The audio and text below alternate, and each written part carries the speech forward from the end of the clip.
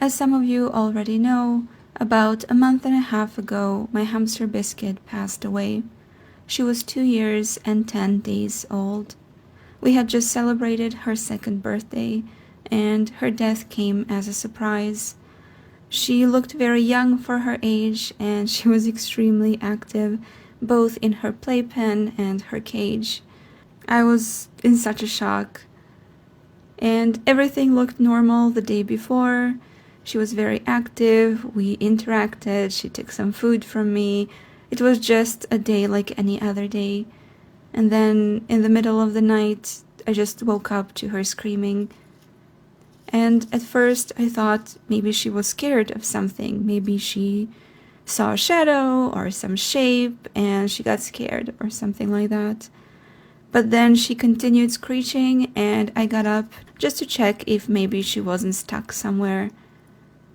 When I turned on the light, I could see that she was not looking good. She was unstable.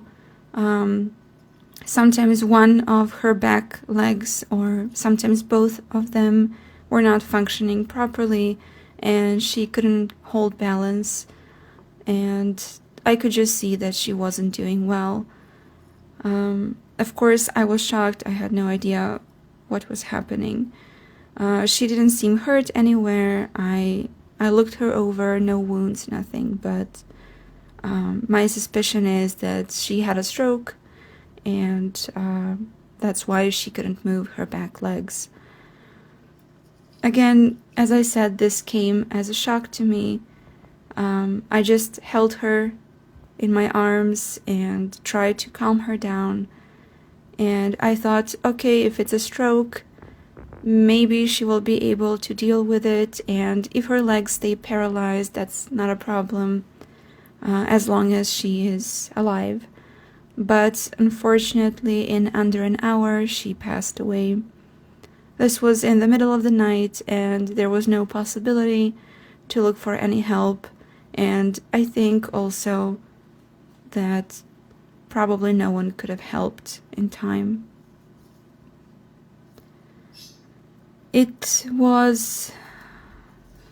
was a very huge blow for me, because I think there is a difference in each hamster's death or each pet's death.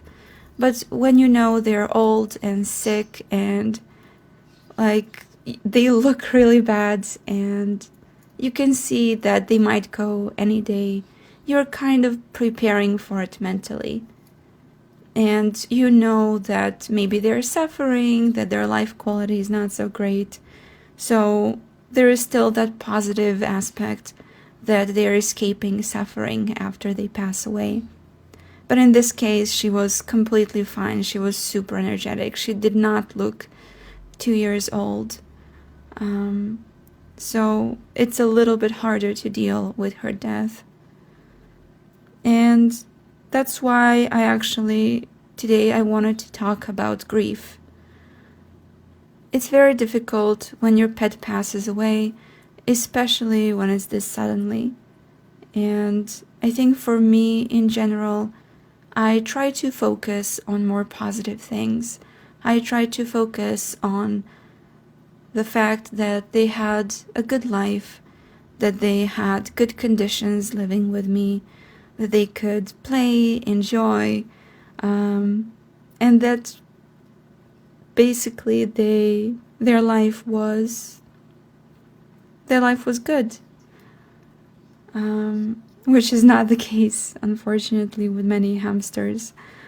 So that's one thing that helps me with grief, like just knowing that I gave my best in making their life great.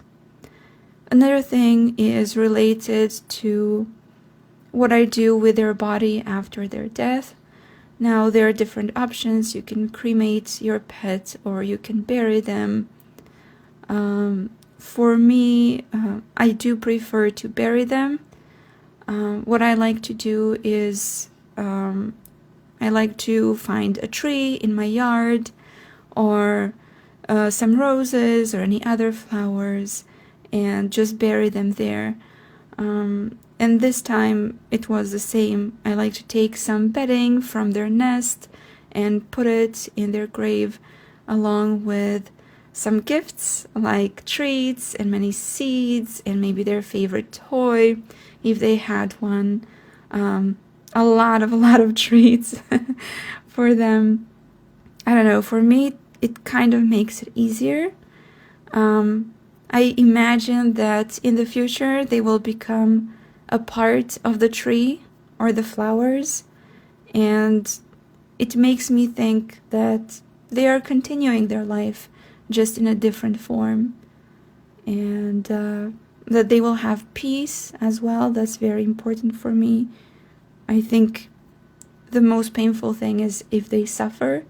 So in this case, I'm happy that she did not suffer long. That's another positive thing. But I think for me, saying goodbye when I bury them and kind of thinking of that second life continuing through a plant, for me, mentally, it makes a big difference, I would say. But I know there are other options like cremation, if you want to keep their ashes. Also, you can sometimes cast a mold of their feet and keep that as a memory. So those are some ways that you can deal with your hamsters or other pets' death. So yeah, I just wanted to talk about this a little bit. Maybe I'm not the best person to talk about grief because, I don't know, I'm not an expert, but I just wanted to share my opinion and how I process things after their death. And yeah, one more thing. For me, it's very difficult to clean out the cage soon after they pass away. Sorry for changing the topic, but I just can't. I can't do it. But if I don't clean it, then every time I look at the cage, my brain just thinks they're still alive. So that's another kind of torture, I would say. So what I like to do is take a sheet and just cover the cage. So I'm not cleaning anything, I'm not touching anything, absolutely anything. Maybe just removing the water dish. But I just cover the whole cage. So then when I enter the room, I know that there is no hamster in the cage, or when I hear some noise, because I do sleep in the same room, I work in that same room where my hamster is. So I'm used to looking, I'm just used to looking at the cage occasionally just to see what my hamster is doing. So that's something that helps me just leave the cage as is, just cover it, so it gives me a visual signal that she's gone, but I don't have to deal right away with all the memories and everything like that. So that's another thing that helps a lot. I don't know if someone has any other ideas on how to deal with it, but for me, I think these are the main things. Sorry if I'm just rambling and if this was boring. I just felt that I wanted to say something on this topic.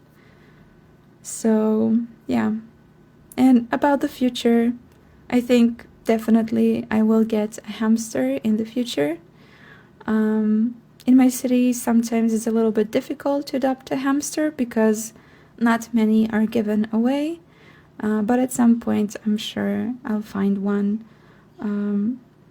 I usually wait for about 2 months, or that's something I feel comfortable with, and then I start looking for a hamster.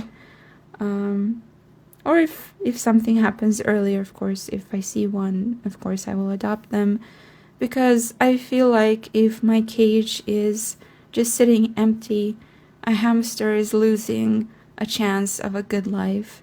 So I just want to use the fact that I have the equipment and that I have the conditions to give a good life to a hamster. So yeah, about 2 months, I think, or maybe 3 months, depends, for me is a period that I would say is enough for me to grieve properly. So thank you again for listening, and have a great day.